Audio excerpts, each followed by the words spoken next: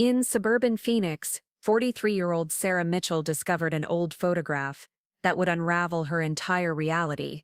What began as spring cleaning became a journey into her past when she noticed something impossible in the background. Before we continue, drop a comment if you've ever experienced déjà vu. The last thing I expected when I picked up the wrong phone was to hear my stepson Bobby tell his girlfriend Ashley that my recent heart episode was disappointing because the old bat survived. What came next made my blood run cold as I stood frozen in my kitchen, clutching what I thought was my own device. Before we jump back in, tell us where you're tuning from, and if this story touches you, make sure you're subscribed, because tomorrow I've saved something extra special for you. Ashley's laughter tinkled through the speaker as she responded with words that still echo in my mind. Don't worry, babe. With her medication dosage, we just need to be patient. The life insurance payout will be worth the wait. I had raised this boy since he was 12 years old, poured my teacher's salary into his college education, and watched him stumble through failed business ventures while I quietly paid his rent month after month. Now at 67, recovering from what the doctors called a minor cardiac event, I discovered that the person I'd considered my own flesh and blood was literally counting down the days until my death. The morning sun filtered through the lace curtains of my Craftsman-style home in Riverside, California, casting familiar patterns across the hardwood floors I had lovingly refinished with my late husband Frank 15 years ago. Luna, my aging golden retriever, stretched beside my favorite reading chair as I attempted to process what I had just overheard. The phone call had been meant for Bobby, but in my post-medication haze from the heart pills Morrison had prescribed, I had accidentally answered his cell phone instead of mine when both devices sat charging on the kitchen counter. Bobby had been living with me for the past 8 months, claiming his real estate career needed a temporary boost while the market recovered. Ashley practically lived here too, though she maintained her own apartment across town for appearances. They had moved in during my recovery period, insisting I needed help with daily tasks, medication reminders, and general household management. Their concern had seemed genuine at the time, touching even, especially since Bobby had been increasingly distant over the past few years. I had always known Bobby wasn't my biological child, but Frank and I had created a family together when I married his father after Bobby's mother abandoned them both. Bobby was 12 then, angry and hurt, lashing out at anyone who tried to fill the void his mother had left. I spent countless nights helping him with homework, attending his soccer games, and later bailing him out of the various financial troubles that seemed to follow him into adulthood. Frank passed away 5 years ago, leaving everything to me with the understanding that Bobby would inherit when my time came. The irony wasn't lost on me that as a retired high school mathematics teacher, I had spent 30 years helping teenagers solve problems and plan for their futures, yet I had completely failed to see the equation Bobby was calculating in his own head. The house was worth nearly $800,000, my retirement accounts held another $300,000, and the life insurance policy Frank had insisted I maintain was worth $200,000 more. In Bobby's mind, I represented 3 million reasons to expedite my departure from this world. I set the phone down with trembling fingers and walked to the kitchen window, watching Ashley's silver Honda Civic pull into the driveway. She emerged wearing designer workout clothes that probably cost more than I spent on groceries in a month, her perfectly highlighted hair catching the morning light as she practically skipped to the front door. Her social media presence had grown substantially since dating Bobby, filled with inspirational quotes about family, gratitude, and caring for our elders. She had built quite the following documenting her supposedly heartwarming relationship with her boyfriend's stepmother, posting photos of us baking together and captions about the wisdom of older generations. What her thousands of followers didn't know was that every gesture, every smile, every moment of apparent tenderness was performed for an audience, building a digital narrative that would support their claims of being devoted caretakers when the inevitable happened. Ashley understood the power of social media documentation in ways my generation never could, creating an online paper trail that painted her as the perfect daughter-in-law while she systematically planned my demise. "Good morning, Maggie." Ashley's voice rang out as she entered through the back door, her tone sickeningly sweet as always. "How are you feeling today? Did you take your morning pills? She moved toward me with arms outstretched for her customary hug, but I found myself stepping back instinctively. I'm managing just fine, dear, I replied, studying her face for any sign of the malice I now knew lurked beneath that porcelain smile. Bobby's phone was ringing earlier. I think someone was trying to reach. A micro-expression flickered across her features, too quick for most people to catch. But 3 decades of teaching had trained me to recognize when students were hiding something. Oh, that was probably me calling from the car, she said smoothly. I was trying to coordinate lunch plans with him.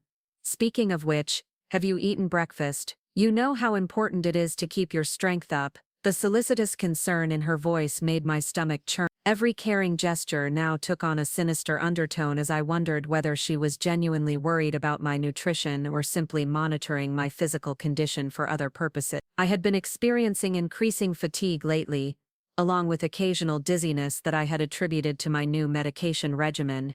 Now I wondered if there were other factors contributing to my declining energy. I had some toast earlier, I lied, watching as disappointment briefly shadowed her expression. Had she been hoping I would report poor appetite or worsening symptoms? In fact, I'm feeling quite energetic today. I was thinking about driving to the quilting circle this afternoon. This time her reaction was unmistakable. Ashley's jaw tightened almost imperceptibly before she recovered her composure. Are you sure that's wise? Dr. Morrison said, you should avoid stress and overexertion. Maybe I could drive you instead, just to be safe. The suggestion sent a chill down my spine. How many times over the past months had Ashley or Bobby insisted on driving me places, claiming concern for my welfare while potentially isolating me from friends and community connection? I had gradually become more dependent on them for transportation, grocery shopping, and social interactions, thinking their help was motivated by love rather than control. That's thoughtful of you, but I think I'll manage, I responded firmly. Independence is important for my recovery. Rodriguez mentioned that maintaining normal activities would be beneficial. I watched Ashley's expression carefully as I mentioned Bill Rodriguez, the cardiologist who had treated me during my hospital stay. She and Bobby had seemed oddly interested in my medical appointments lately, asking detailed questions about my prognosis and treatment plan. Ashley recovered quickly, flashing her practiced smile. Of course. We just worry about you so much. You're like the mother I never had. The words would have warmed my heart just yesterday. Today they felt like ice water in my veins. Bobby appeared in the kitchen doorway, freshly showered and dressed for work in one of the expensive suits I had helped him purchase when he started his real estate career. Morning, Maggie, he said, kissing my cheek with the same casual affection he had shown since childhood.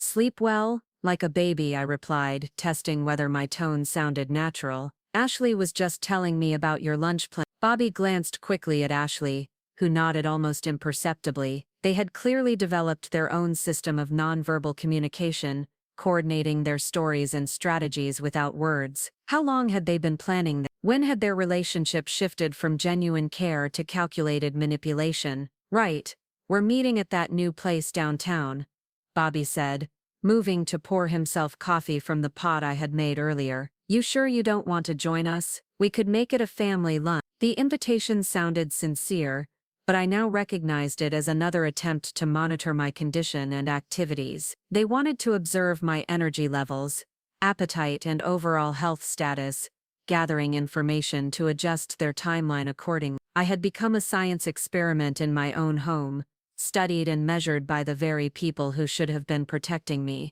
That's sweet, but I have plans with Eleanor and the quilting ladies, I said, pulling the name of my longtime friend from memory. Eleanor Peterson and I had taught at Riverside Community College together for 2 decades before our respective retirements. If anyone would listen to my concerns without judgment, it would be Eleanor. Bobby's phone buzzed on the counter, the same device I had accidentally answered earlier. He glanced at the screen and frowned slightly. I need to take this outside, he said, stepping toward the back door. Work stuff. Ashley immediately moved closer to me, her hand finding my arm in what appeared to be a companionable gesture. Maggie, I hope you know how much Bobby and I appreciate everything you've done for us. This house, letting us stay here during his career transition, all the financial support over the years, we don't take any of it for granted. Her words were carefully chosen, acknowledging my generosity while reinforcing their dependence on my resources. Was this guilt manipulation designed to keep me from asking them to leave, or was she building a verbal record of my voluntary assistance to support future claims about their entitlement to my estate? Bobby's like my own son, I said carefully. I've always wanted what's best for him, and he loves you so much, Ashley continued. Sometimes I think he worries about you more than you realize. The heart episode really scared him. We both know you're strong, but at our age we have to be realistic about the future. Our age. Ashley was 39 years younger than me, yet she spoke as if we were peers facing similar mortality concerns. The subtle ageism in her comment was designed to reinforce my supposed fragility while positioning herself as a reasonable voice of caution. She was expertly manipulating the conversation to normalize discussions about my death, making such topics seem natural rather than morbid. I'm planning to be around for many more years, I said firmly. My mother lived to 94, and she was active right up until the end. Good genes run in my family. Ashley's smile faltered for just a moment. Of course, I just meant that having a support system is important. Bobby and I want to make sure you're never alone or struggling with anything. The irony was overwhelming. They wanted to ensure I was never alone because isolation made their plans easier to execute. They wanted to monitor my struggles because my declining health served their interests. Every gesture of care was actually an act of predation, carefully calculated to achieve their ultimate goal. Bobby returned from his phone call, sliding the device into his pocket with a satisfied expression. Good news, he announced. The Riverside Heights development deal might actually go through. Could mean a substantial commission if everything works out. I nodded politely, but my mind was racing. Bobby had been chasing this particular real estate opportunity for months, describing it as a potential game changer for his finances. If the deal was progressing, why would he still be focused on my life insurance payout? Unless the commission wasn't as substantial as he claimed, or unless his debts were larger than I realized. That's wonderful, dear, I said. Does this mean you'll be able to find your own place soon? The question hung in the air like a challenge. Both Bobby and Ashley exchanged another one of their meaningful glances before he responded. Well, we're still evaluating our options. The housing market is complicated right now, and frankly, we've grown to love living here with you. This feels like home. Of course it felt like home to them. They were already mentally dividing up my possessions and planning their future in my house. I wondered if they had discussed which furniture to keep,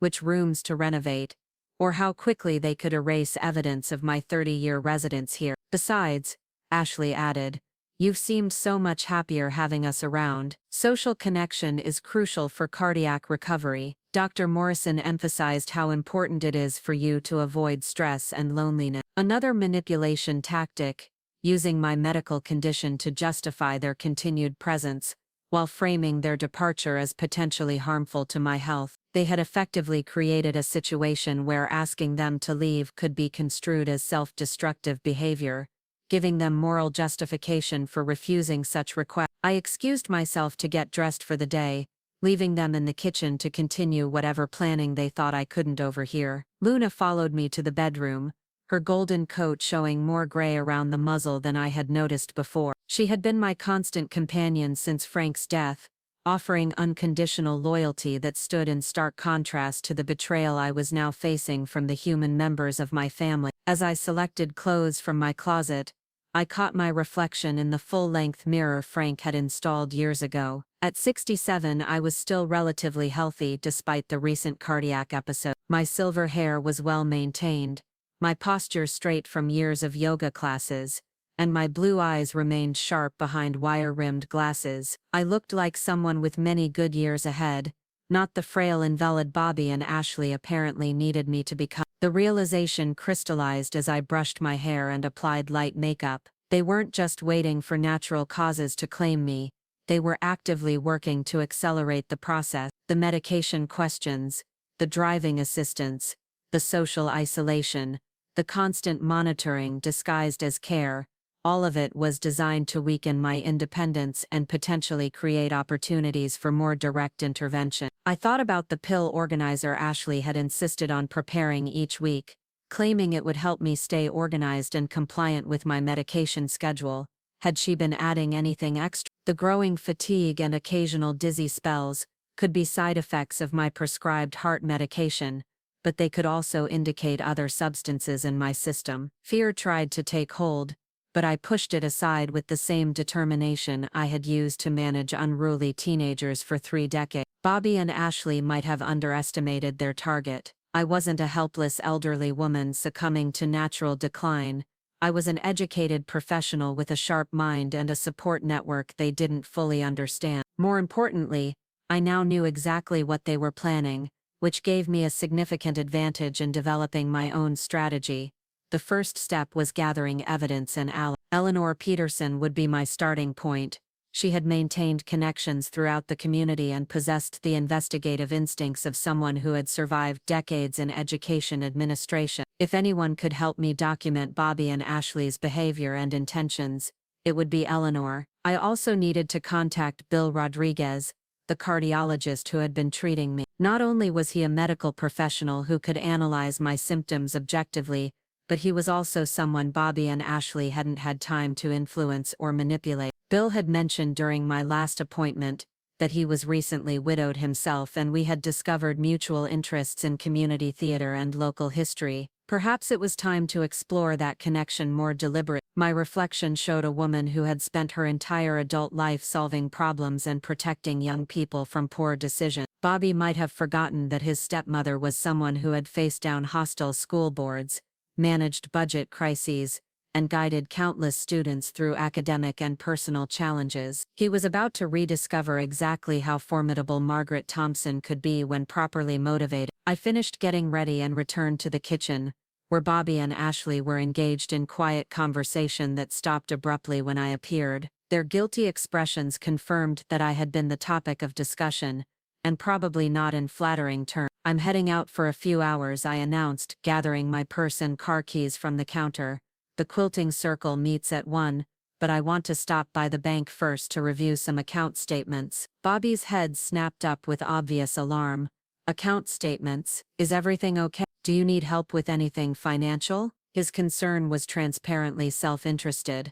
If I was reviewing my finances, I might discover discrepancies or make changes that could affect his inheritance prospect. The thought hadn't occurred to me before, but now I wondered what access Bobby might have gained to my accounts during my recovery period. Had I given him authorization to help with bill paying? Had Ashley convinced me to add Bobby as a beneficiary or co-signer on any account? "Just routine monitoring," I said casually. Dr. Rodriguez suggested that staying engaged with practical matters would be good for my cognitive health. Ashley stood quickly.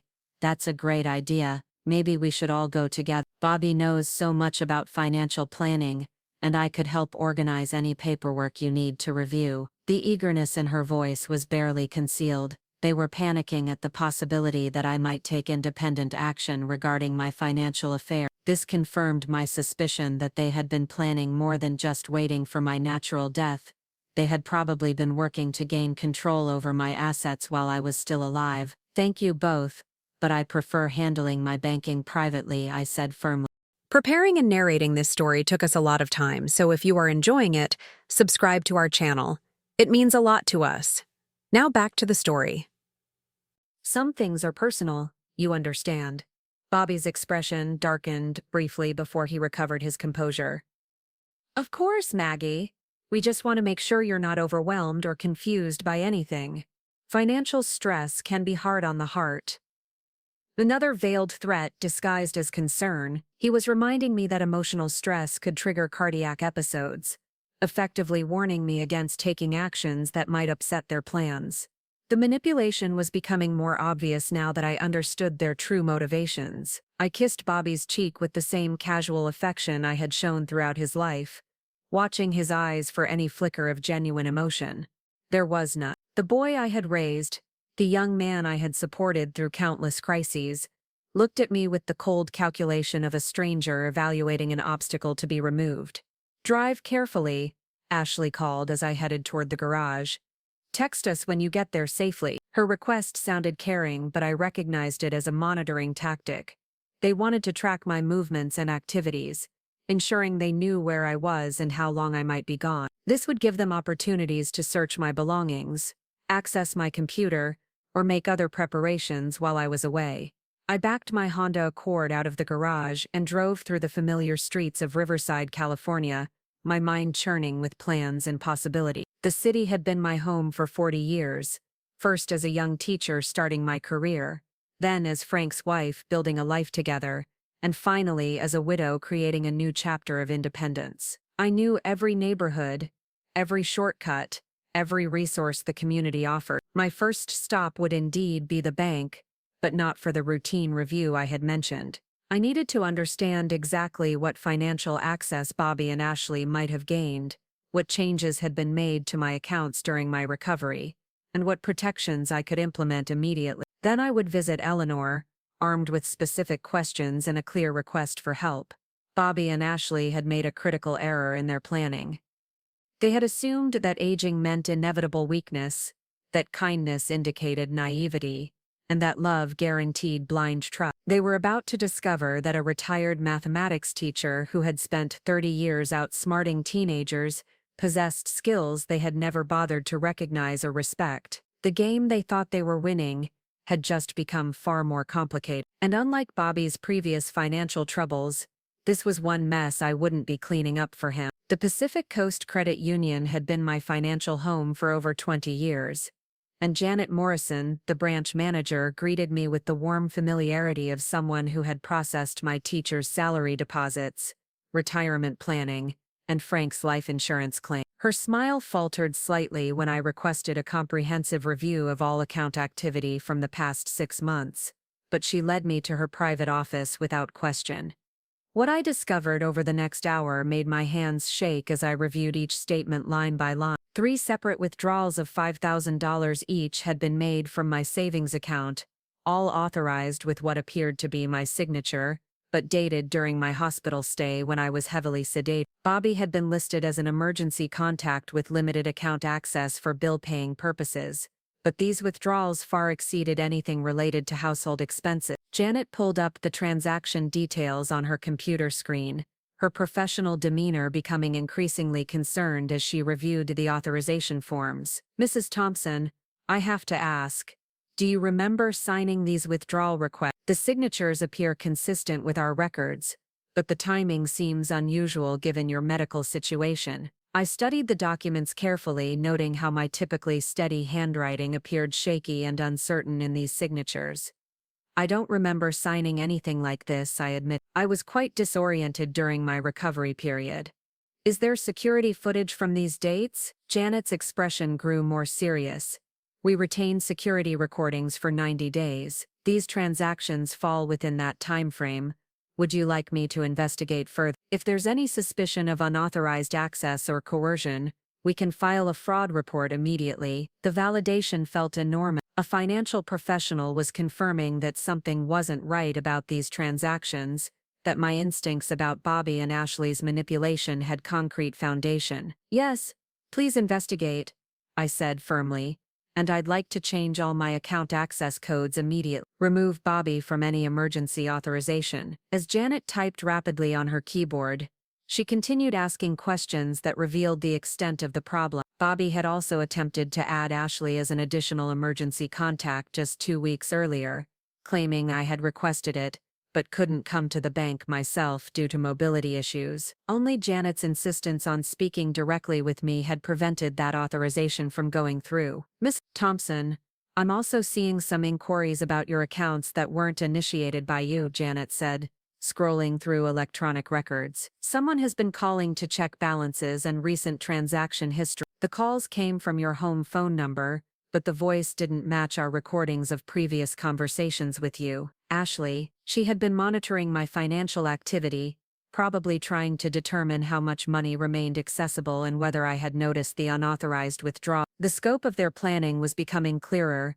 This wasn't just about waiting for my death, but about systematically draining my resources while keeping me unaware and dependent. Janet printed copies of all the suspicious transactions and provided me with a detailed timeline of account activities. "I'm placing fraud alerts on all your accounts effective immediately," she said. Any future changes or large withdrawals will require in-person verification with multiple forms of identification. I'm also scheduling you for a meeting with our financial crimes specialist next week. Armed with this evidence, I drove to Eleanor Peterson's house in the historic district of Riverside, where she had lived since her own retirement 5 years earlier. Eleanor's Tudor-style home reflected her personality, meticulously organized, intellectually sophisticated, and slightly intimidating to those who underestimated her capability. She had been the most feared administrator at Riverside Community College, capable of dismantling budget proposals and exposing academic fraud with surgical precision. Eleanor took one look at my face and immediately ushered me into her study, where floor-to-ceiling bookshelves and a massive oak desk created an atmosphere of serious scholarship. "Margaret, what's happened? You look like you've seen a ghost." I spread the bank documents across her desk and explained everything: the overheard phone conversation, the suspicious financial activity, the growing concerns about my medication and health symptoms. Eleanor listened without interruption, occasionally making notes in her precise handwriting as I detailed each incident and concern. When I finished, Eleanor leaned back in her leather chair and studied me with the analytical gaze that had once struck terror into the hearts of incompetent faculty members. "How long has Bobby been living with you?" she asked. 8 months, since his real estate market troubles began," I replied. "Ashley moved in about 2 months later, claiming she wanted to help with my care after the heart episode." Eleanor nodded grimly. "And when did you first notice the fatigue and dizzy spells that seem inconsistent with your prescribed medication?" The question hit me like a physical blow. I hadn't connected the timeline explicitly before, but the symptoms had begun shortly after Ashley started preparing my weekly pill organizer. "About 6 weeks ago," I whispered. "Margaret, we need to get you to a doctor immediately for blood work," Eleanor said firmly.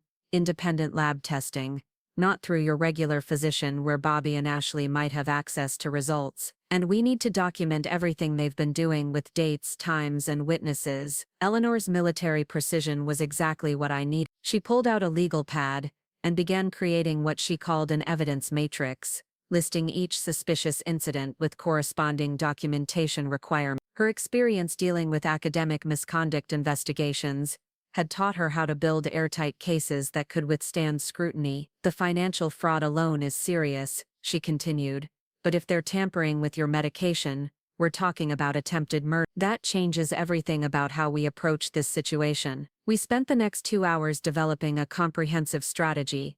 Eleanor would discreetly contact former colleagues who specialized in elder law and financial crime. I would undergo independent medical testing while maintaining normal behavior at home to avoid alerting Bobby and Ashley to my suspicions. Most importantly, we would begin creating a record of their activities through careful observation and documentation. Eleanor insisted on driving me to an urgent care clinic across town where we could request comprehensive blood and urine testing without going through my regular physician's office. Dr. Patricia Huang, the attending physician, listened to our concerns with professional seriousness and agreed to run a full toxicology panel along with standard metabolic tests. "Mrs. Thompson, what you're describing could indicate several different substances," Huang explained as she prepared to draw blood samples. "Some prescription medications can cause cumulative effects if dosages are increased gradually, while certain over-the-counter supplements or herbal remedies can interact dangerously with cardiac medications. We'll test for everything." The blood draw itself felt like a small act of rebellion against Bobby and Ashley's control.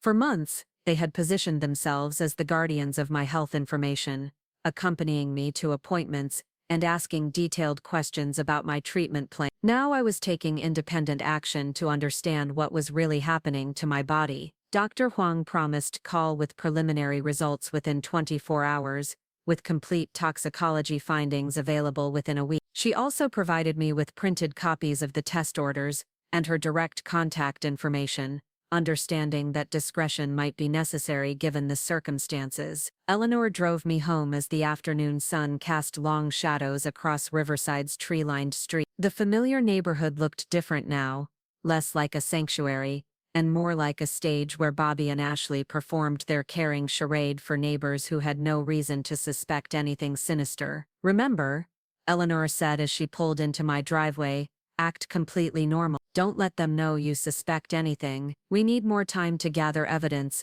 and build our case. Bobby's car was already in the driveway when I arrived home, and I could hear voices from the kitchen as I entered through the front door. Luna greeted me with her usual enthusiasm, tail wagging as she followed me toward the sound of conversation. Ashley was standing at the stove, stirring something that smelled deliciously like homemade soup, while Bobby sat at the kitchen table with his laptop open and papers scattered around him. The domestic scene would have warmed my heart just days earlier.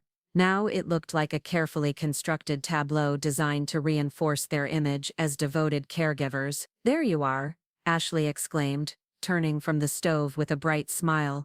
"How was your day?" "We were starting to worry since you were gone so long. The quilting circle ran later than expected," I said casually, hanging my purse on its usual hook by the door. "Eleanor and I got caught up discussing our next community theater project." Bobby looked up from his computer with apparent interest. "Community theater? I didn't know you were still involved with that." His tone suggested surprise, but I wondered if he was actually concerned about my expanding social connections and activity. Isolated elderly people were easier to manipulate and control than those with active community involvement. "We're considering a revival of Steel Magnolias for the spring season," I said, settling into my usual chair at the kitchen table. "Eleanor thinks I'd be perfect for the role of Wiser, the cranky Southern belle." Ashley laughed with what sounded like genuine delight. "That's wonderful, Maggie. You've always been so dramatic. In the best way.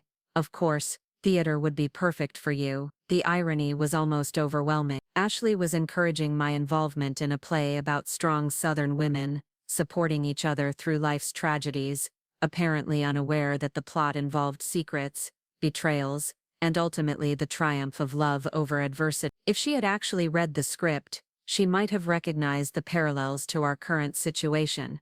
"Speaking of drama," Bobby said, closing his laptop with a decisive snap, "I have some exciting news. The Riverside Heights development deal is moving forward faster than expected. The developers want to close within the next month, which means my commission could come through soon." I studied his expression carefully, looking for signs of deception.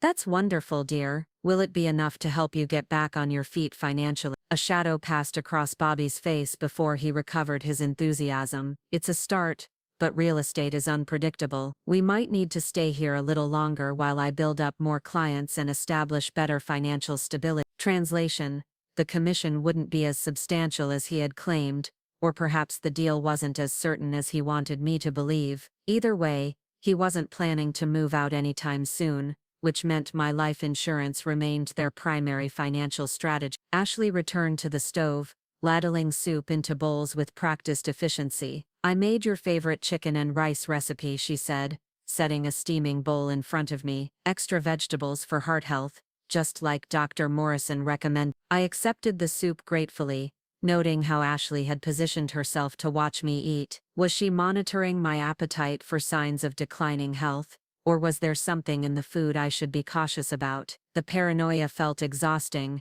but I couldn't afford to ignore any possibility. The soup tasted normal, rich and comforting with tender chicken and perfectly seasoned broth. I ate slowly, participating in casual conversation about Bobby's work prospects and Ashley's latest social media projects, while mentally cataloging every detail for Eleanor's evidence matrix. Ashley had recently launched what she described as a lifestyle brand, focused on intergenerational relationships and elder care. Her Instagram account featured carefully curated photos of us cooking together, working in the garden, and sharing what appeared to be heartwarming conversation. The captions emphasized themes of family devotion, respect for seniors, and the rewards of caring for aging relatives. "My engagement rates have been incredible," Ashley continued, showing me her phone screen filled with heart emojis and positive comments. "People really respond to authentic content about family relationships. I'm thinking about expanding into YouTube videos,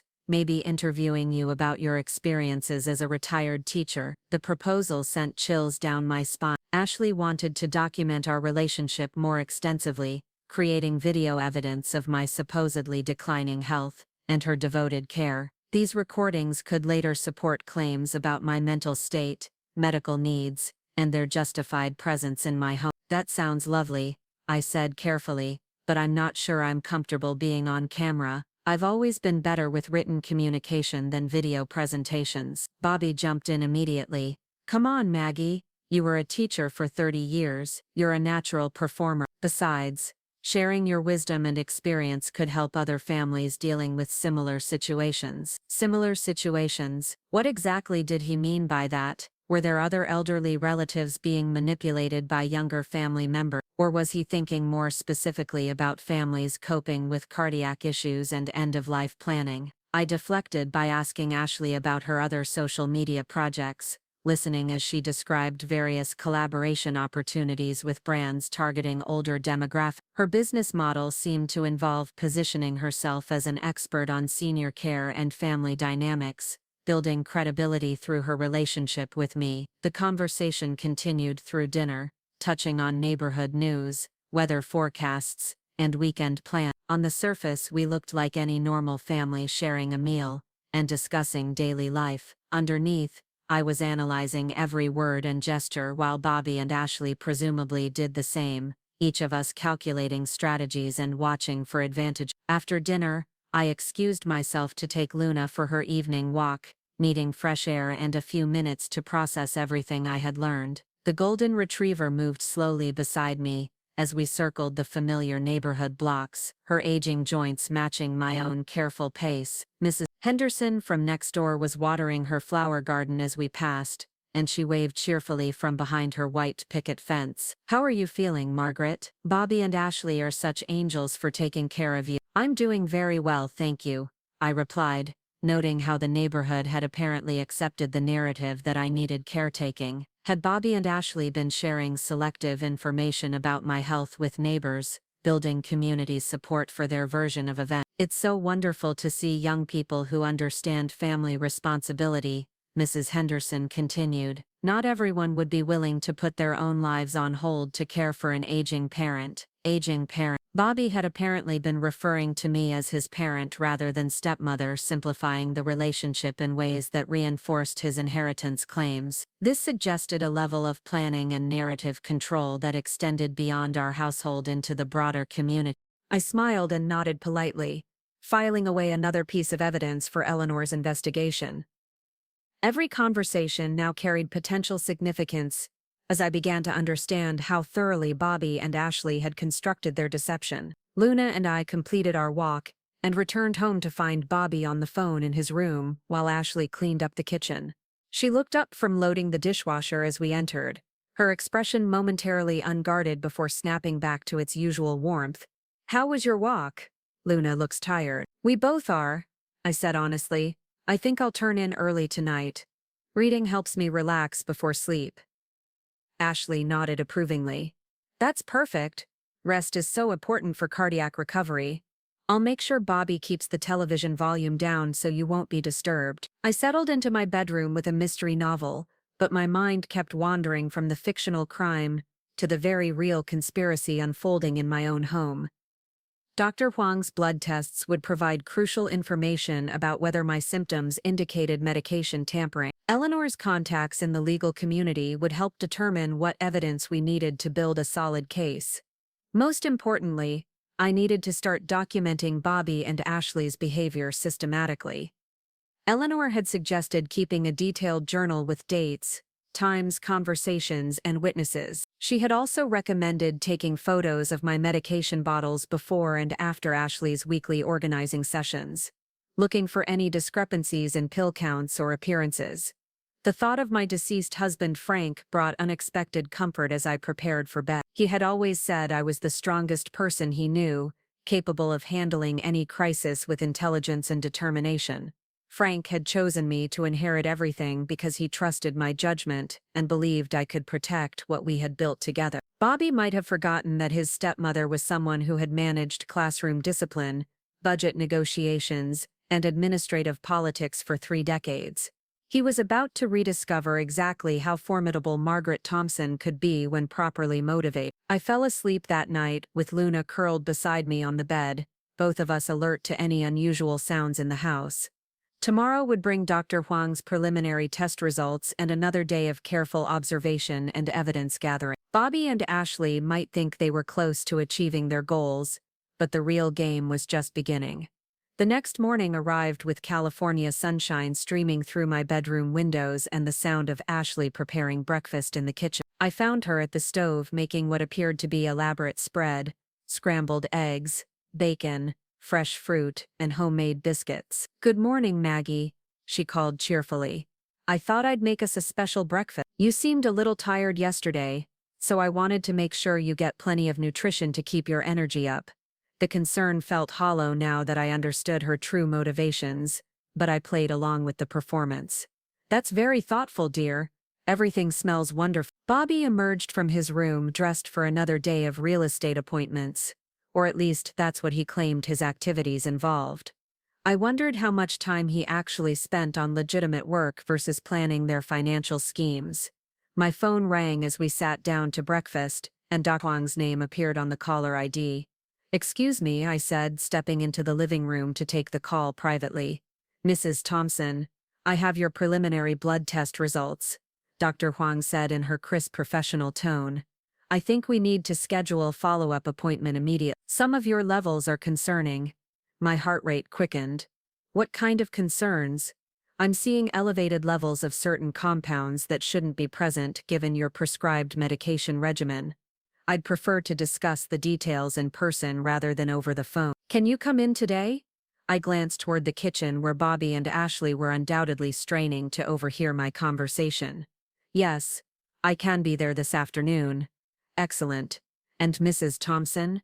Don't take any medications until we've had a chance to review these results thoroughly." The implication was clear. Dr. Huang had found evidence of additional substances in my system, compounds that weren't part of my legitimate treatment plan. Ashley had indeed been tampering with my medication, adding something that was causing my increasing fatigue and disorientation. I returned to the kitchen with what I hoped was a casual expression, though my mind was racing with the implications of Dr. Huang's call. Bobby and Ashley both looked up expectantly as I sat back down at the table. "Everything all right?" Bobby asked. "You look a little pale." "Just a routine follow-up appointment," I said, reaching for my orange juice.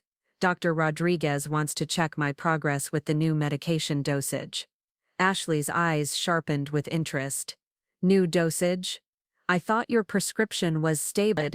Did someone change your cardiac medication without telling us?" Her concern sounded genuine, but I now recognized it as anxiety about variables they couldn't control. If my actual physician was adjusting my treatment, it might interfere with whatever substances Ashley had been adding to my pill organizer. "Nothing major," I said dismissively. "Just fine-tuning based on how I've been responding." Bobby frowned. "Maybe one of us should come with you to the appointment.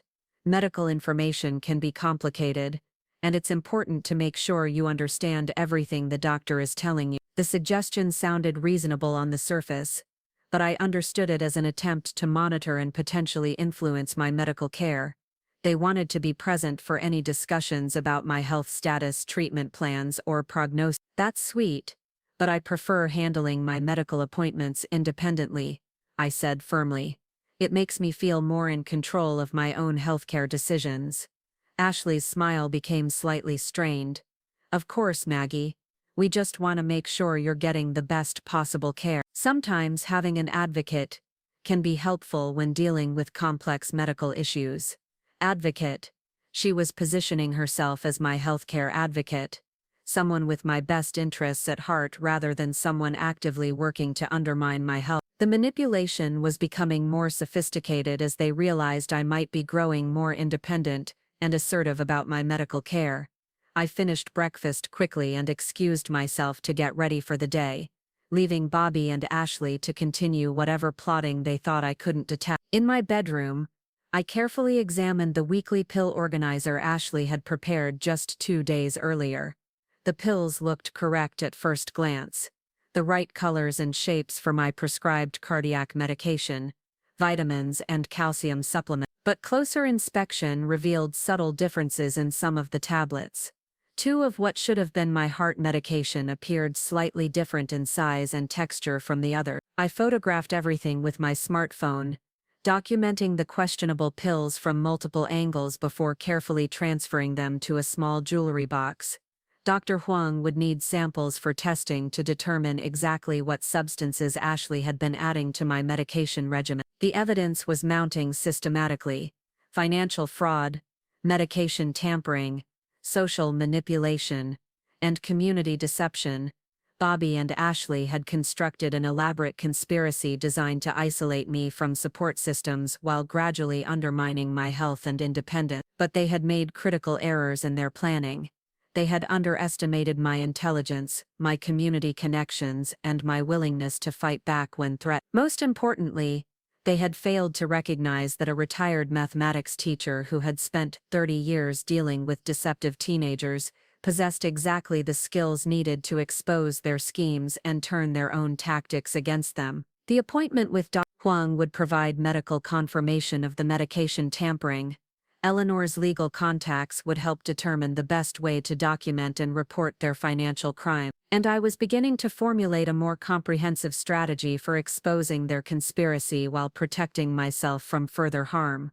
Bobby and Ashley thought they were months away from collecting their life insurance payout. They had no idea that their carefully constructed plan was about to collapse under the weight of evidence, expert testimony, and the fierce determination of a woman who had finally discovered exactly what kind of people she had been supporting and protecting. The real question now was how to proceed strategically.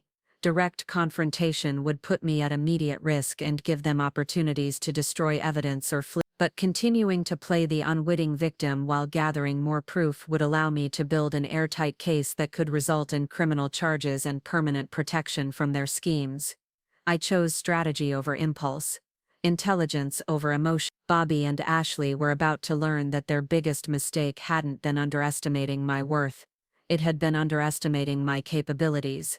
Dr. Huang's office felt like a sanctuary as I sat across from her desk watching her review multiple computer screens filled with my test results. Her expression grew increasingly grave as she scrolled through the data, occasionally making notes on a legal pad beside her keyboard. "Ms. Thompson, I need to be very direct with you about what we've found," she began, turning the monitor so I could see the highlighted abnormalities in my blood chemistry. "You have significant levels of diphenhydramine and lorazepam in your system, medications that aren't part of your prescribed treatment plan." I stared at the scientific terms on the screen, my hands gripping the arms of my chair. "What do those drugs do?" Diphenhydramine is commonly found in sleep aids and allergy medications. In elderly patients, it can cause confusion, dizziness, and dangerous interactions with cardiac medications. Lorazepam is a benzodiazepine that causes sedation and memory impairment. The combination would explain your fatigue, disorientation, and the episodes of weakness you've been experiencing. The clinical explanation felt surreal, as if we were discussing someone else's medical crisis rather than a deliberate attempt to poison me in my own home. "How long have these substances been in my system?" Dr. Huang consulted another chart. "Based on the concentration levels and metabolite patterns, I'd estimate regular exposure for at least 6 to 8 weeks. The dosages have been increasing gradually, which suggests someone has been systematically escalating the amounts over time." That timeline coincided exactly with when Ashley had insisted on organizing my weekly medications, claiming she wanted to help me stay compliant with my heart treatment. Every Sunday evening, she would carefully sort my pills into the daily compartments of my pill organizer, always with such loving attention to detail. "Doctor, I brought some pills that I think might contain these substances," I said, retrieving the jewelry box from my purse. "Can you test these specifically?" Dr. Huang examined the questionable tablets under a magnifying glass, comparing them to reference photos on her computer. "These definitely don't match the appearance of your prescribed cardiac medication. The color variation and size differences are obvious once you know what to look for. I'll send these to our lab for immediate analysis."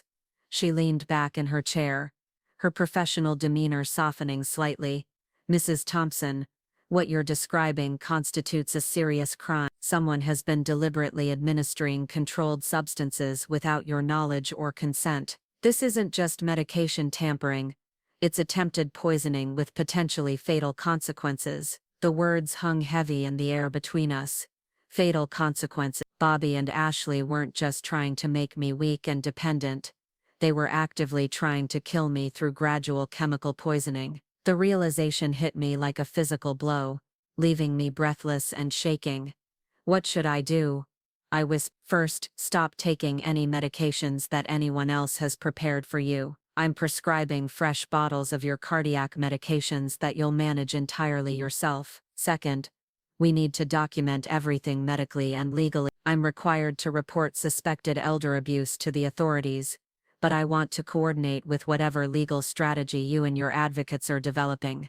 Huang's willingness to work collaboratively rather than simply filing an immediate report showed remarkable understanding of the complexity of my situation. A hasty intervention might alert Bobby and Ashley to flee before we could gather comprehensive evidence of their conspiracy. She provided me with detailed medical documentation of the poisoning, copies of all test results, and a written timeline correlating my symptoms with the likely introduction of unauthorized substances. This evidence would be crucial for Eleanor's legal contacts and any future criminal prosecution. Mrs. Thompson, I also want to discuss your cardiac health independently of this poisoning situation, Dr. Huang continued.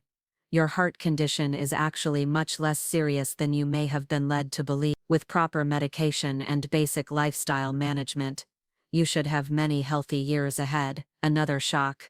But Dr. Morrison said, my prognosis was uncertain, that I needed to be very careful about stress and overexertion. Dr. Huang frowned as she reviewed my medical history. Your cardiac episode was relatively minor and your recovery has been excellent. There's no medical reason for the level of activity restriction or health anxiety that someone appears to have been encouraging. The pattern became clear. Bobby and Ashley had been exaggerating my medical vulnerability, possibly even influencing Dr. Morrison's communications about my prognosis. They needed me to believe I was frail and declining to justify their increased control over my daily life and decision-making. I left Huang's office with a mixture of relief and determination. The medical evidence was conclusive, and I finally understood the full scope of what Bobby and Ashley had been doing. Now Eleanor and I could move forward with concrete proof rather than just suspicions and concern. My phone buzzed with a text message from Ashley as I drove home. Hope your appointment went well, made your favorite pot roast for dinner, can't wait to hear what the doctor said about your progress. The caring tone made my stomach churn. She was probably hoping to hear that my condition was worsening or that new medications had been prescribed. Every expression of concern had been a fishing expedition for information she could use to adjust their timeline and methods. I texted back, everything looks good. Doctor was pleased with my improvement. See you soon. Let her wonder what that meant. If she thought my health was actually improving, it might cause her and Bobby to panic and make mistakes that would provide additional evidence of their intentions. Eleanor was waiting for me when I arrived home, having arranged to visit under the pretense of planning our community theater project. She and Ashley were sitting in the living room when I entered, engaged in what appeared to be pleasant conversation about local arts organizations. Margaret, how wonderful that you're feeling well enough to take on a demanding role like Weezer, Ashley was saying as I joined them. Community theater can be so time-consuming and physically exhausting. Are you sure you're up for all those rehearsals and performances? Even Eleanor's eyebrows rose slightly at Ashley's transparent attempt to discourage my increased social involvement. Actually, Margaret's always been one of our most reliable performers, Eleanor replied smoothly. She has remarkable stamina and energy for someone who's supposedly dealing with serious health issues. The subtle challenge in Eleanor's tone wasn't lost on Ashley, who smiled tightly and excused herself to check on dinner preparations. As soon as she left the room, Eleanor leaned forward expectantly. The blood tests confirmed medication tampering, I whispered quickly. Sleeping pills and anxiety medications that aren't part of my prescription. Dr. Huang has everything documented. Eleanor's expression hardened with controlled fury. My legal contact wants to meet with us tomorrow morning. Judge Patricia Walsh, retired but still consulting on elder abuse cases. She'll review all our evidence and advise us on the best way to proceed. We spent the next few minutes discussing theater logistics loudly enough for Ashley to overhear from the kitchen, while Eleanor discreetly reviewed the medical documentation I had brought from Dr. Huang's office. Her legal training allowed her to quickly grasp the significance of the evidence and its potential use in criminal proceedings. Bobby arrived home just as Eleanor was preparing to leave, greeting her with the charming smile he had perfected over the years. "Mrs. Peterson, great to see you again. I hope you're not overworking Maggie with all these theater commitments." "Margaret's involvement is entirely voluntary," Eleanor replied crisply. "In fact, I'm continually impressed by her energy and mental acuity. She's sharper than people half her age." Another pointed comment that clearly irritated Bobby, though he maintained his pleasant facade. "Of course, Maggie's always been incredibly capable. We just want to make sure she doesn't push herself too hard during her recovery." Eleanor's smile was razor sharp. "Recovery from what, exactly?" "Her minor cardiac episode was months ago, and her prognosis is excellent. There's no medical reason for treating her like an invalid." The tension in the room was palpable as Bobby struggled to respond to Eleanor's direct challenge. Ashley appeared in the doorway, clearly having overheard the conversation, her expression carefully neutral. "We're just being cautious," Ashley interjected smoothly. "Better safe than sorry when it comes to heart health." Eleanor gathered her purse and coat with deliberate precision. "Of course, though sometimes excessive caution can be more harmful than helpful. Margaret, I'll call you tomorrow about our rehearsal schedule." After Eleanor left, the atmosphere in the house felt charged with unspoken conflict. Bobby and Ashley exchanged meaningful glances while I pretended not to notice their silent communication.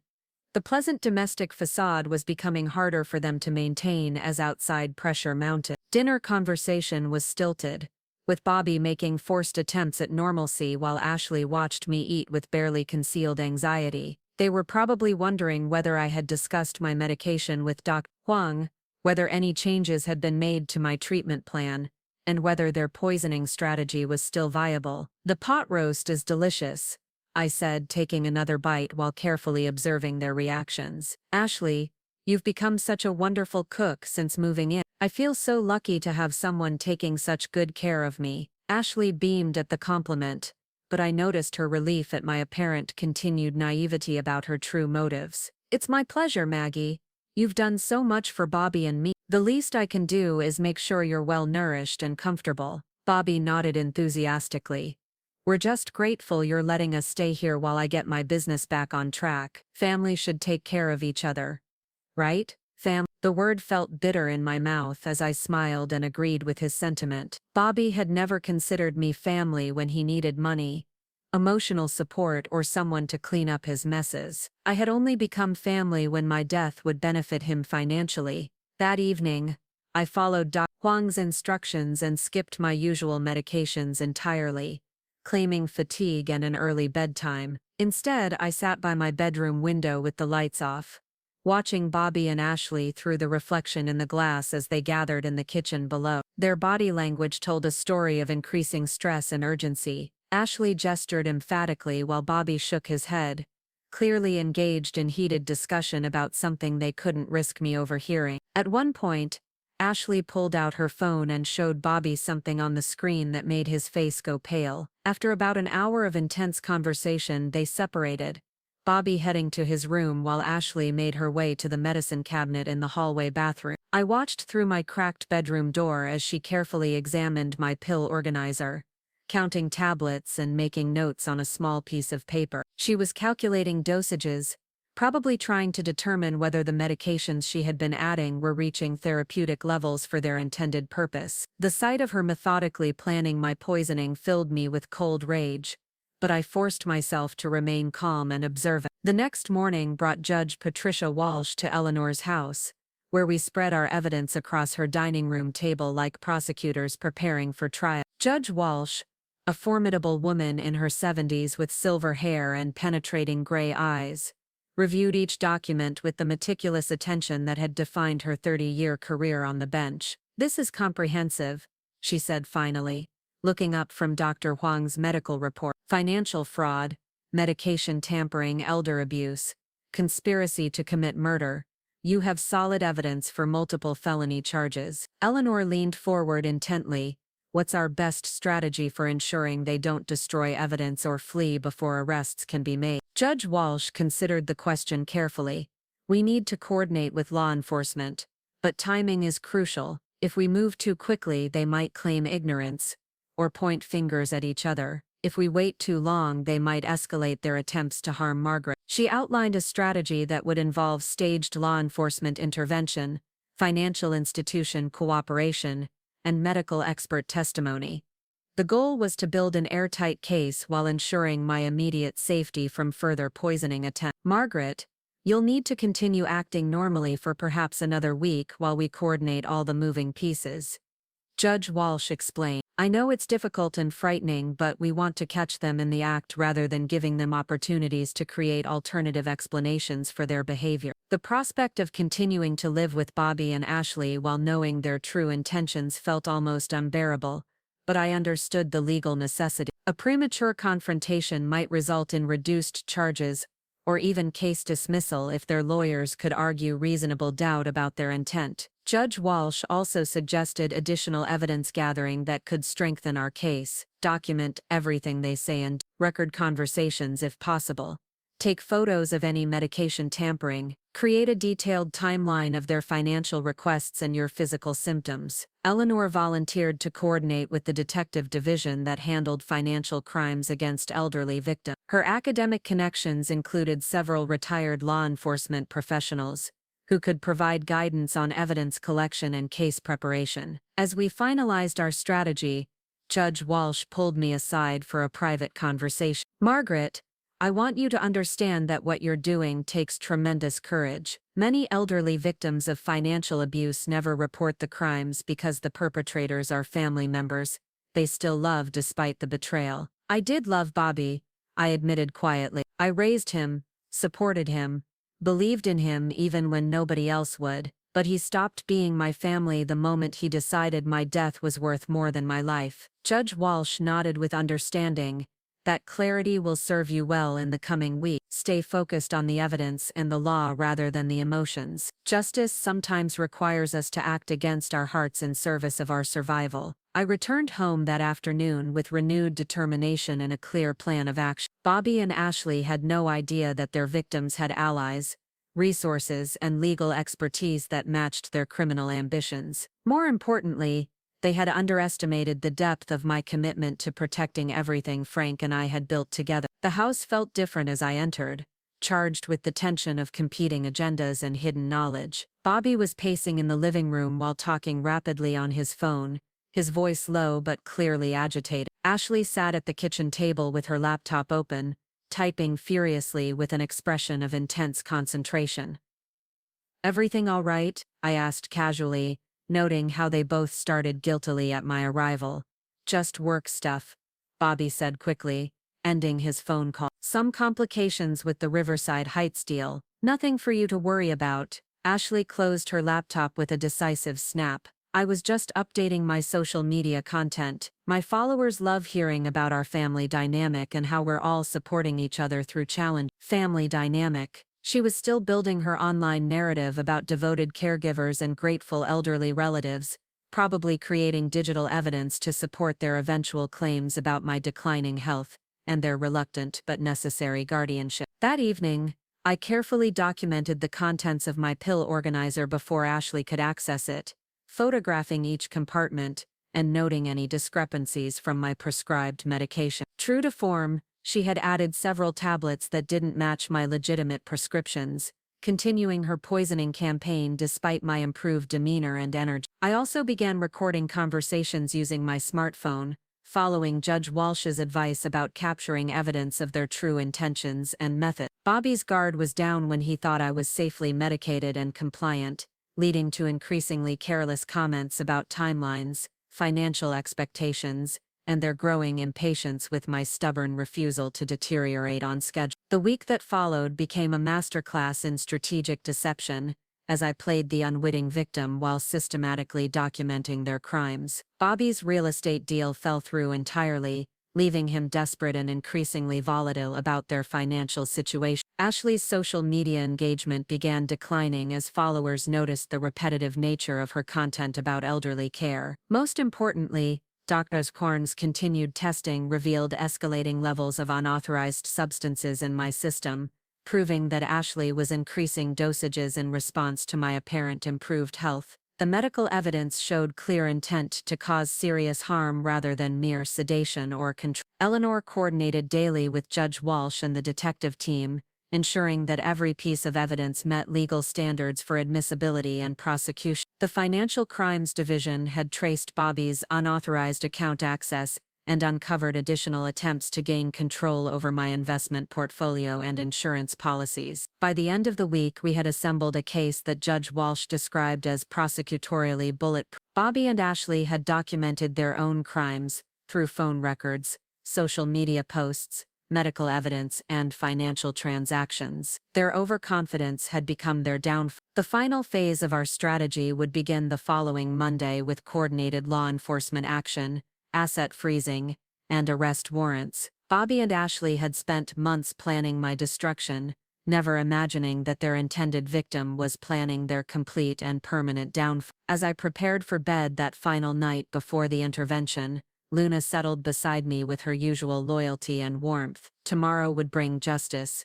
vindication, and the beginning of my authentic new life. Bobby and Ashley were about to discover that underestimating Margaret Thompson had been the costliest mistake of their criminal careers. Monday morning arrived with the crisp clarity that only comes when decisive action finally replaces helpless waiting. I woke before dawn, my body alert with anticipation despite having slept little. Luna sensed the change in atmosphere, staying close to my side as I moved through my normal morning routine while listening for sounds of Bobby and Ashley stirring in their room. Detective Lisa Park would arrive at precisely 9 o'clock, accompanied by officers from the Financial Crimes Unit and a representative from the District Attorney's Office. Eleanor had coordinated every detail to ensure the arrests would be swift, comprehensive, and legally unassailable. Judge Walsh had reviewed all the warrants personally, ensuring they covered every aspect of Bobby and Ashley's conspiracy. Ashley emerged from her room first, already dressed in workout clothes and carrying her yoga mat with practiced casualness. Her morning routine had become predictable over the past months: early exercise, elaborate breakfast preparation, and careful monitoring of my medication compliance and physical condition. "Good morning, Maggie," she called cheerfully as she headed toward the kitchen.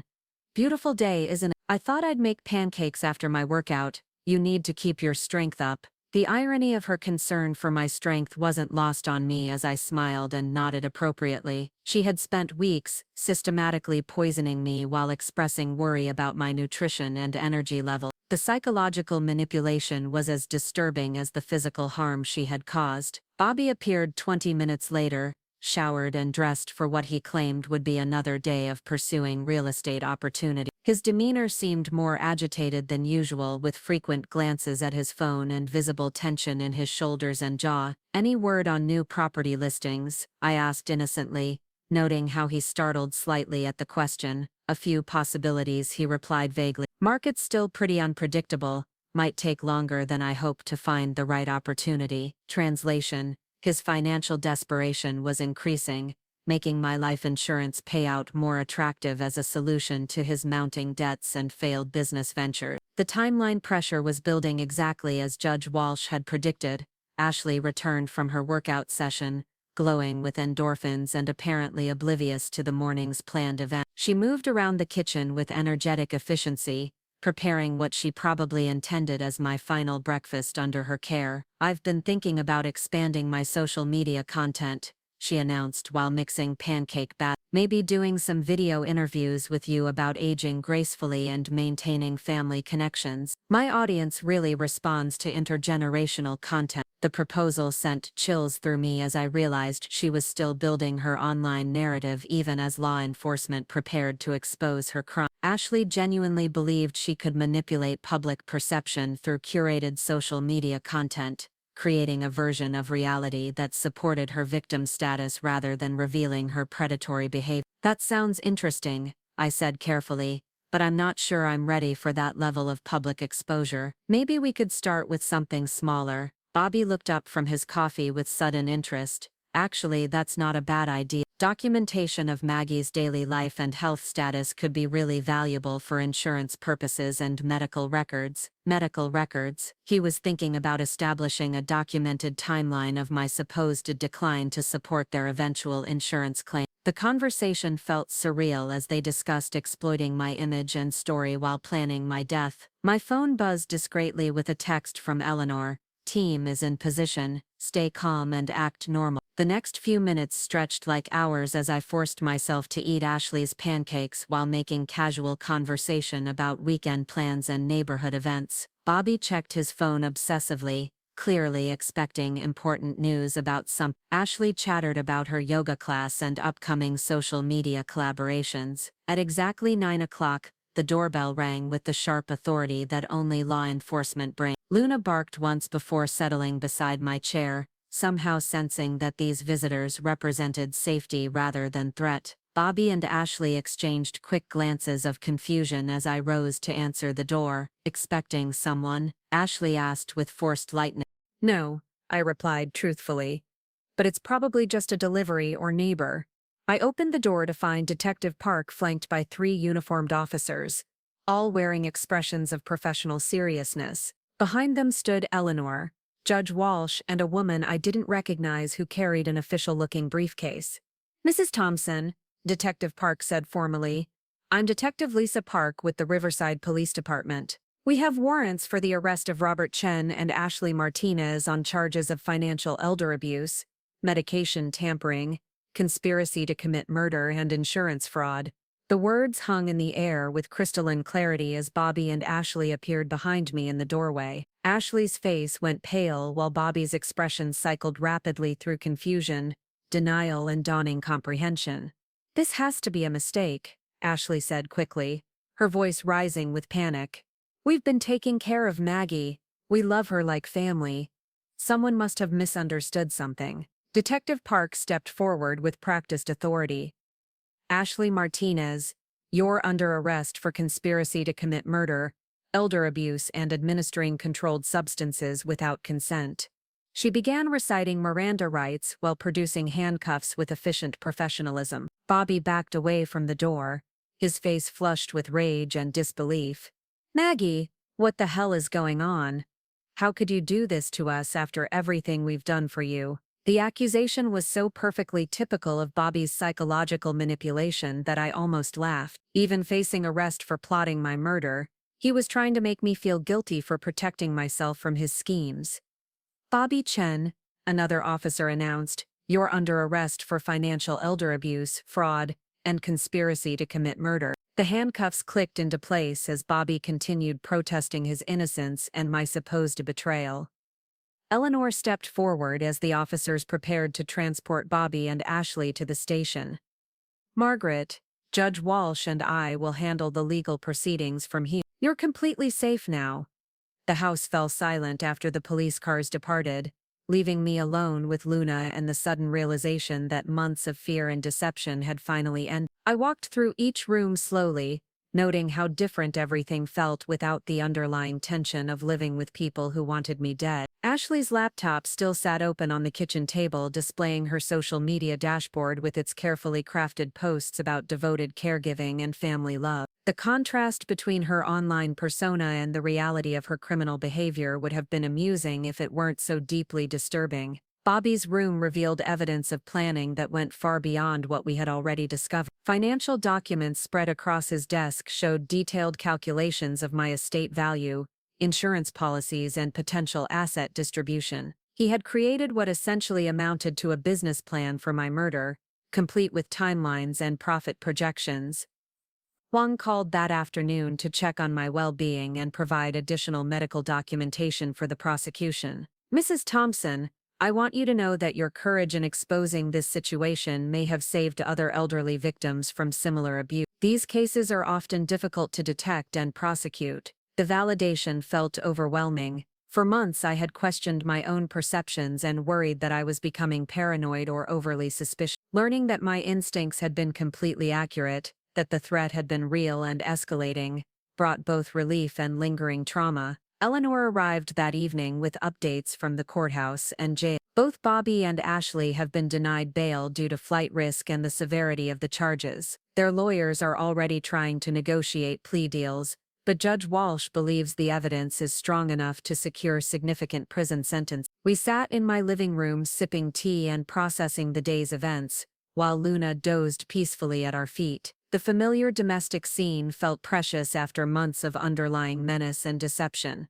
The financial investigation uncovered additional victims, Eleanor continued. Bobby had been running similar schemes with elderly clients through his real estate business. Ashley's social media platform was apparently being used to identify and target vulnerable seniors for financial exploitation. The scope of their criminal enterprise was staggering. I had been just one target in a broader pattern of predatory behavior that had victimized multiple families and individuals. My decision to fight back had potentially protected other innocent people from similar harm. Judge Walsh joined us later that evening to discuss the prosecution timeline and my role as a key witness. "Margaret, you should know that your methodical evidence gathering and documentation made this case exceptionally strong. Most elder abuse prosecutions struggle with proof of intent and premeditation. The legal proceedings would take months to complete, but the immediate threat had been eliminated. Bobby and Ashley would remain in custody pending trial, their assets frozen, and their ability to harm other victims neutralized. That night, I slept peacefully for the first time in months, knowing that my home was truly safe and that justice was being served." Luna curled up beside me on the bed, both of us finally able to relax without constant vigilance. The next morning brought reporters to my doorstep, attracted by the unusual nature of the case and its implications for elder abuse awareness. I declined interviews but watched from my window as news crews filmed segments about the arrests and charges. Ashley's social media accounts had been suspended by the platforms after reports of her fraudulent content and criminal activity. Her carefully constructed online persona had collapsed overnight, leaving only evidence of her deception and manipulation. Bobby's real estate license was revoked immediately upon his arrest, and his former clients were being contacted to investigate potential additional fraud cases. The ripple effects of their criminal behavior were spreading throughout the community they had targeted. Dr. Rodriguez, my cardiologist, called to express his shock at the news and to schedule follow-up appointments to monitor my recovery from the medication tampering. "Mrs. Thompson, I had no idea that your symptoms might have been artificially induced. This changes everything about your treatment plan and prognosis. Without the constant poisoning, my energy levels and mental clarity improved dramatically within just a few days. The fatigue, dizziness, and disorientation that had been attributed to my cardiac condition disappeared as the unauthorized medications cleared from my system. Eleanor helped me change all my locks, passwords, and security codes to ensure complete protection from any future attempts at manipulation or access. We also reviewed my will and estate planning documents with a lawyer to address the implications of Bobby's criminal behavior for inheritance purposes. The financial institutions involved in Bobby's unauthorized transactions were cooperating fully with the prosecution while working to recover the stolen funds. My accounts were secured with additional fraud protections, and the money Bobby had withdrawn illegally was being traced and recovered. Ashley's yoga studio membership was revoked when management learned about her arrest, and her fitness influencer partnerships were terminated by sponsors who didn't want association with criminal activity. Her entire lifestyle brand collapsed as news of the charges spread through social media. The community response was overwhelmingly supportive once people understood what had really been happening. Neighbors who had praised Bobby and Ashley's devotion to my care expressed shock and offered assistance with anything I might need during the legal proceedings. Mrs. Henderson from next door brought homemade soup and apologized for being fooled by their performance. "I feel terrible that we all believed they were such wonderful caregivers when they were actually trying to hurt you. How did you figure out what was really going on?" The question reminded me how sophisticated their deception had been, and how easily it might have succeeded if I hadn't accidentally overheard that crucial phone conversation. Many elderly victims of similar abuse never discover the truth until it's too late to seek help or protection. Bill Rodriguez, my cardiologist, asked if he could take me to dinner once the immediate legal chaos settled.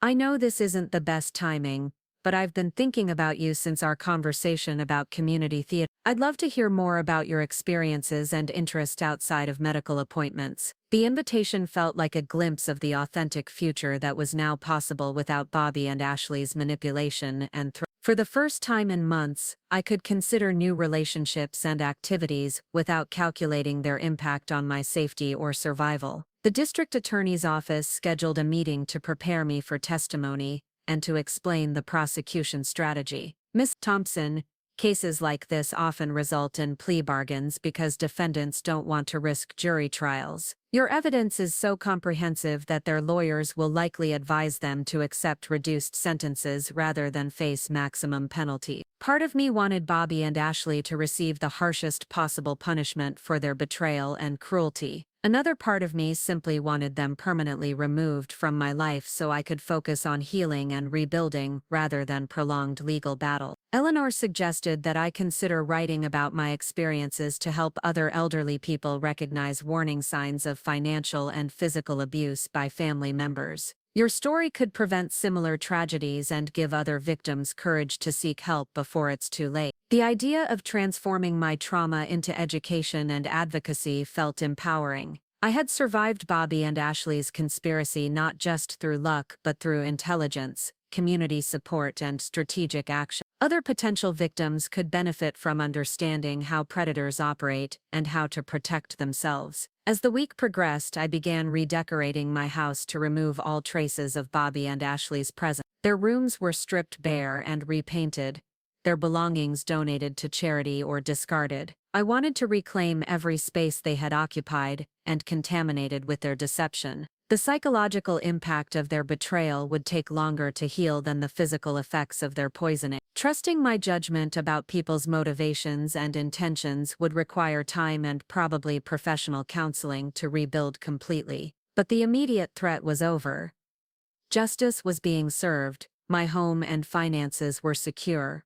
My health was improving rapidly without their interference. Most importantly, I had discovered reserves of strength, intelligence, and determination that I hadn't fully recognized in myself. Bobby and Ashley had tried to reduce me to a vulnerable victim, suitable for exploitation and elimination. Instead, they had awakened a fierce protector who refused to be victimized and possessed the skills necessary to expose their crimes and ensure their punishment. The real Margaret Thompson was finally free to emerge from the shadows of their manipulation. At 67 years old, I was writing the first chapter of my authentic life story, one that would be defined by my choices rather than their scheme. 6 months later, I stood in the courthouse hallway watching Bobby and Ashley being led away in handcuffs after accepting plea deals that would send them to prison for 12 and 10 years respectively. The prosecutors had presented such overwhelming evidence that their attorneys advised against risking trial where maximum sentences could have reached 25 years each. Bobby refused to look at me during sentencing, but Ashley turned once with an expression of pure hatred that reminded me exactly why I had fought so hard to expose their conspiracy. There was no remorse, no acknowledgement of wrongdoing, only fury at being caught and punished for their crime. Judge Walsh approached me as the courtroom emptied.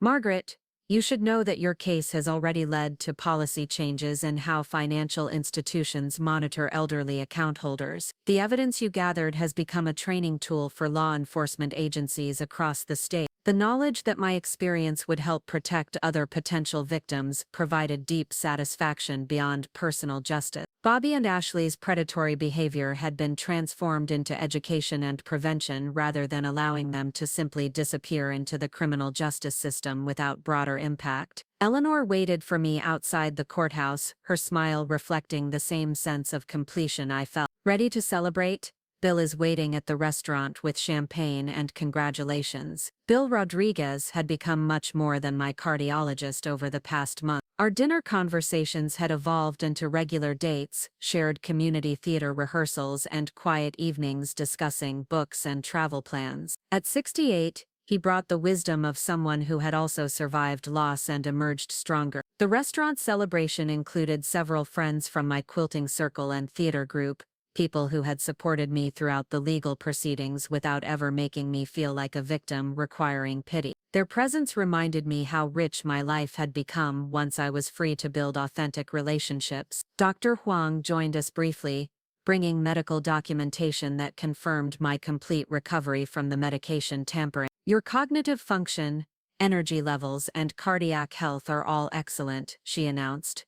Whatever plans you're making for the future, there are no medical limitations holding you back. The freedom felt intoxicating. At 67, I was healthier and more energetic than I had been in years, with financial security restored, and no obligations to people who saw me only as a resource to be exploited. The possibilities seemed limitless. Bill raised his glass for a toast to Margaret Thompson, who proved that intelligence and courage can triumph over deception and greed, and to the future we're all excited to see her create. That future was already taking shape. The book I was writing about recognizing and surviving elder abuse had attracted interest from publishers who saw the need for practical guidance, written by someone who had lived through the experience. Speaking requests were coming from community organizations and advocacy groups. Ashley's social media accounts had become case studies in digital manipulation and exploitation of vulnerable populations. Her carefully crafted content about devoted caregiving was now used to train social workers and law enforcement in recognizing signs of abuse hidden behind performative kindness. Bobby's real estate fraud had led to additional prosecutions and the recovery of nearly $200,000 stolen from elderly clients. His conviction had also triggered reviews of licensing procedures and oversight in the real estate industry. The house that had once felt contaminated by their presence had been transformed into a sanctuary filled with my own choices and authentic relationships. Luna still slept beside me, but now she shared space with the projects and activities that reflected my genuine interests rather than obligations to ungrateful dependents. Community theater had provided an outlet for creativity and collaboration that I had forgotten I possessed. Playing Weezer in Steel Magnolias had been cathartic, channeling the fierce independence and sharp wit that had carried me through my real-life drama. Bill squeezed my hand as we walked to his car after dinner. "I have something to ask you," he said quietly. "I know we've both been focused on recovery and legal proceedings, but I'd like to discuss what comes next for us." The conversation I had been hoping for and dreading in equal measure. After decades of marriage to Frank and then years of betrayal by Bobby, the prospect of opening my heart to new love felt both thrilling and terrifying. "I care about you deeply, Margaret," Bill continued. "I want to explore where this relationship might lead, but only if you feel ready for that possibility." I looked into his kind eyes and saw genuine affection without hidden agendas or calculations about my worth beyond emotional connection. The contrast with Bobby's manipulative performance of family devotion was stark and reassuring. "I'd like that too," I said honestly. "I'm still learning to trust my judgment about people's motivations, but everything about you feels authentic and safe." We spent that evening on my back porch, planning a weekend trip to San Francisco and discussing the book tour that might follow my memoir's publication. The conversation flowed with the ease of people who had found unexpected partnership in their later years. Luna dozed at our feet while we talked, her presence a reminder of the simple loyalties that had sustained me through Bobby and Ashley's betrayal. True affection didn't require performance or documentation or strategic planning. It simply existed, steady and reliable. As Bill prepared to leave, he paused at the front door. "I keep thinking about how different things might have been if you hadn't overheard that phone call. The courage it took to fight back instead of accepting their version of reality." The thought still chilled me. Without that accidental discovery, I might have succumbed to their gradual poisoning, convinced that my declining health was natural rather than manufactured. The insurance money would have funded their lifestyle while my death was mourned by a community that believed in their devoted caregiving. "I think Frank was watching over me," I said softly.